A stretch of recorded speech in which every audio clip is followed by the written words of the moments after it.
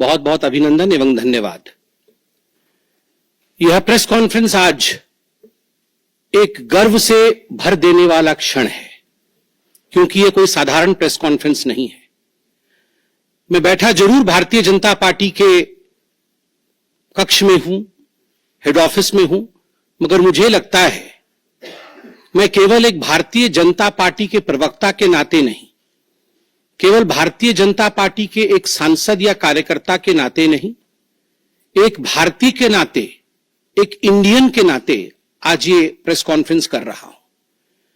क्योंकि जिस प्रकार का टेरर डिमोलिशन, जिस प्रकार आतंकवाद का खात्मा बीते कुछ दिनों में हमने भारतवर्ष में देखा है, भारतवर्ष ने जिस प्रकार से पाकिस्तान में आतंकी अड्डों को ऑपरेशन सिंदूर के माध्यम से समाप्त किया है, वह अपने आप में पूरे विश्व में एक संदेश भेजता है, एक निर्णायक संदेश, आतंकवाद के खिलाफ लड़ाई के विरोध, आतंकवाद के खिलाफ एक निर्णायक संदेश। इसलिए आज का यह प्रेस कॉन्फ्रेंस, इसको संबोधित करते हुए मुझे गर्व की अनुभूति हो रही है। अदम्य साहस का परिचय दिया है भारत की सेना ने, अदम्य साहस। आज भारतीय जनता पार्टी और हम सभी कार्यकर्ता, आज सारा भारत धन्यवाद करता है भारत की आर्मी का, भारत की सेना का, भारत की एयरफोर्स का, भारत की नेवी का और उन तमाम जाबाज सेनानियों का जिनके कारण आज ऑपरेशन सिंदूर सफल हुआ है। अगर सही मायने में देखा जाए तो ऑपरेशन सिंदूर और उसके विषय में पूरा हिंदुस्तान आज जानता है, क्योंकि कई प्रेस कॉन्फ्रेंसेस हुए। कल भी तीनों डीजीएमओ ने मिलकर के देश को संबोधित किया और तमाम तथ्य जो देश जानना चाहता था उसे उन्होंने हमारे समक्ष रखा। मगर मुझे लगता है कि एक आम नागरिक के भाषा में, बहुत साधारण भाषा में आज मैं आपको बताना चाहूंगा कि ये जो ऑपरेशन सिंदूर हुआ है, किस प्रकार से इससे हिंदुस्तान आतंकवाद के खिलाफ लड़ने में एक निर्णायक भूमिका हिंदुस्तान ने अदा किया है। आप सभी जानते हैं 22 तारीख का वो दिन, that unfortunate day on 22 of April, जब पहलगाम में 26 लोगों का नृशंस हत्या कर दिया गया था आतंकवादियों द्वारा। वह आतंकवादी जो पाकिस्तान से आए थे, वह आतंकवादी जो पाकिस्तान द्वारा प्रशिक्षित किए गए थे, आतंकवादियों द्वारा प्रशिक्षित किए गए थे। उनमें 25 भारतीय थे और एक नेपाली नागरिक था। प्रधानमंत्री श्री नरेंद्र मोदी उस समय विदेश दौरे में थे, सऊदी अरब में थे।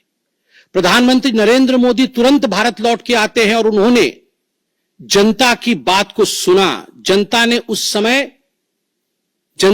समय एक मांग रखी कि आतंकवाद के ऊपर हमला हो, हमें बदला लेना है पहलगाम के इस आतंकवादी हमले का।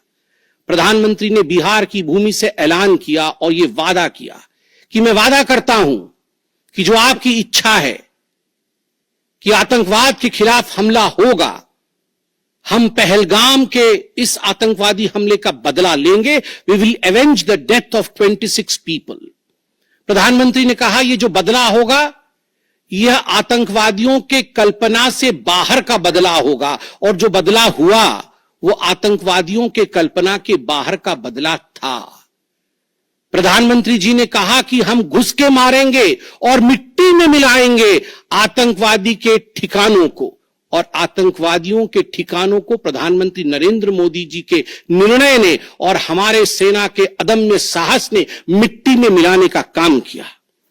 यह वादा प्रधानमंत्री नरेंद्र मोदी जी का था। 22 तारीख से 7 मई तक लगभग ये 14 दिन आप सभी ने देखा पूरे भारतवर्ष में एक प्रकार से एक माहौल टेंशन का था, प्रेशर का था कि तुरंत निर्णय किया जाए, तुरंत एक्शन में आया जाए। बहुत सूझबूझ के साथ, सोच समझ करके, स्ट्रैटेजी के साथ पाकिस्तान भी जानता था कि हमला होगा, एयर स्ट्राइक पहले हो चुका था, किस प्रकार सर्जिकल स्ट्राइक पहले हो चुकी थी। पाकिस्तान पूरी तरह जानता था कि इस बार भी छोड़ा नहीं जाएगा, मगर उसके बावजूद पाकिस्तान इतना दिमाग लगाने के पश्चात वह डेट नहीं जान पाया जिस दिन यह हमला होना था। 22 तारीख से 7 तारीख के बीच में कुछ नॉन मिलिट्री एक्शंस जिन्होंने पाकिस्तान को कमजोर किया, वह प्रधानमंत्री नरेंद्र मोदी जी ने और भारत की सरकार ने लिया। ये जो ऑपरेशन सिंदूर है, इसका एक मिलिट्री पोर्शन है तो एक नॉन मिलिट्री पोर्शन भी है। और नॉन मिलिट्री पोर्शन में सबसे बड़ी बात, इंडस वाटर ट्रीटी, जो सिंधु नदी समझौता 1960 का था, उसे स्थगित किया गया, अबेयंस में रखा गया। आप सभी जानते हैं लगभग 90% पाकिस्तान जो है इसी पानी पर निर्भर करता है। लगभग 80% उनका जो कृषि है इस पानी पर निर्भर करता है। इस पानी को यदि रोक दिया जाए तो पाकिस्तान की 1/4 जीडीपी गिर जाती है। इस पाकिस्तान को अगर इस पानी से वंचित रखा जाए तो पाकिस्तान के हालात वैसे होंगे कि उनकी जीडीपी लुढ़केगी, कृषि लुढ़केगा। केवल कृषि और जीडीपी नहीं, उनके पावर कट्स होंगे और इस प्रकार का माहौल पाकिस्तान में पैदा होगा कि पाकिस्तान एक फ्रजाइल स्टेट के रूप में, अभी भी फ्रजाइल है, और फ्रजाइल स्टेट के रूप में वो सामने आएगा। झेलम और चिनाब अब संपूर्ण रूप से भारत सरकार के अधिकार में है, अधिकार क्षेत्र में है। और जिस प्रकार से यहां हम बांध बनाने की और रिवर को आगे बढ़ाने की बात कर रहे हैं, नए रिजर्वायर, इरिगेशन और हाइड्रो पावर से जम्मू कश्मीर, लद्दाख, पंजाब एवं हरियाणा, इन राज्यों को बहुत फायदा मिलने वाला है। यह कहा गया कि पानी और खून एक साथ नहीं बहेगा। मित्रों, जरा सोच के देखिए, 50 वर्षों तक जो संभव नहीं हुआ था, किसी भी युद्ध में यह संभव नहीं हुआ था कि इंडस वाटर ट्रीटी को रोक दिया जाए। जो संभव नहीं हुआ था वह असंभव काम संभव हुआ इस बार। अटारी वाघा बॉर्डर को भी रोक दिया गया। दोनों देशों के बीच में कोई ट्रेड नहीं होगा और इसका खामियाजा कोई भुगतेगा तो वो पाकिस्तान की इकोनॉमी भुगतेगी। इसके साथ ही जिन लोगों के पास पाकिस्तान का वीजा था और वो हिंदुस्तान में, पाकिस्तान के नागरिक जो हिंदुस्तान के वीजा के साथ भारतवर्ष में रह रहे थे, उन सबको बाहर निकाला गया। पाकिस्तान का कोई भी आर्टिस्ट, कोई भी परफॉर्मेंस वो भारतवर्ष में नहीं हो सकता है। इस प्रकार के कड़े प्रतिबंध पाकिस्तान के ऊपर लगाए गए। माननीय प्रधानमंत्री श्री नरेंद्र मोदी जी ने लगभग 20 देशों के राष्ट्राध्यक्षों से सीधी बातचीत की। How to isolate Pakistan, how to fight against terrorism. और सबसे बड़ी बात है, तमाम देशों ने भारत का समर्थन किया। सऊदी अरब, यूएई, यूएस, आप सोचिए इस्लामिक वर्ल्ड के बड़े देश हैं सऊदी अरब और यूएई, इन्होंने भारतवर्ष का पूर्णतः समर्थन किया। जिस समय पहलगाम का हमला हुआ था, माननीय प्रधानमंत्री सऊदी अरब में थे। सऊदी अरब के अपने दौरे को जब वो छोड़ के आए, तब उनको वहां एश्योरेंस दिया गया कि आप जाइए, हम आपके साथ खड़े हैं, वी सपोर्ट यू, हम टेरर के खिलाफ आपके साथ कंधे से कंधा मिला के लड़ेंगे। Pakistan was isolated. ये जो नॉन मिलिट्री एक्शन लिया गया, आज मैं कहना चाहता हूं कि 50 वर्षों से भी अधिक समय तक जो टूल्स कभी इस्तेमाल नहीं किए गए थे, जिस क्षेत्र में भारतवर्ष कभी नहीं गया था, वह टूल्स इस्तेमाल किए गए और अपने आप में भारत के लिए यह बहुत बड़ी बात है। बहुत बड़ी बात है कि इंडस वाटर ट्रीटी को रोका गया।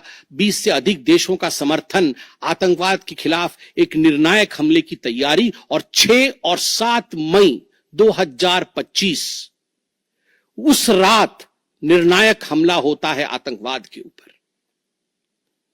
सभी जानते हैं कि 9 आतंकवादी ठिकाने जो पीओजेके में थे और पाकिस्तान में थे, उन्हें ध्वस्त किया गया। यह ऑपरेशन सिंदूर एक बहुत बड़ा बहुत बड़ा दायरा तय करता है। इसने पूरे विश्व को दिखाया कि भारतवर्ष क्या कर सकता है। ऑपरेशन सिंदूर ने दिखाया कि केवल एलओसी नहीं, इंटरनेशनल बॉर्डर के पार जाके भी भारत पाकिस्तान के अंदर किसी भी टारगेट को प्रिसाइसली उस पर हमला कर सकता है और आतंकवाद के खौफ को समाप्त कर सकता है। इस पूरे ऑपरेशन का लक्ष्य क्या था, इसे समझने की आवश्यकता है। लक्ष्य क्या था? क्या हमने लक्ष्य की पूर्ति की? What was the aim of operation Sindoor? Did we achieve what we aimed for? क्या लक्ष्य था? नंबर 1 लक्ष्य था आतंकवादी ठिकाने जो दूर दराज इलाके में है पाकिस्तान में, जहां आज तक कोई नहीं पहुंच पाया, जहां आज तक पाकिस्तान के आतंकवादियों को लगता था कि वो सुरक्षित हैं, वहां तक पहुंचना यह लक्ष्य था। दूसरा लक्ष्य था आतंकवादियों को ढेर करना, मार देना। तीसरा लक्ष्य था इन टारगेटों को जमींदोज करना, उन्हें मिट्टी से मिला देना। चौथा लक्ष्य था इस पूरे काम को करते हुए कोई भी सिविलियन, उसके ऊपर किसी प्रकार से कोई इंजुरी नहीं होना। और अंतिम लक्ष्य था किसी प्रकार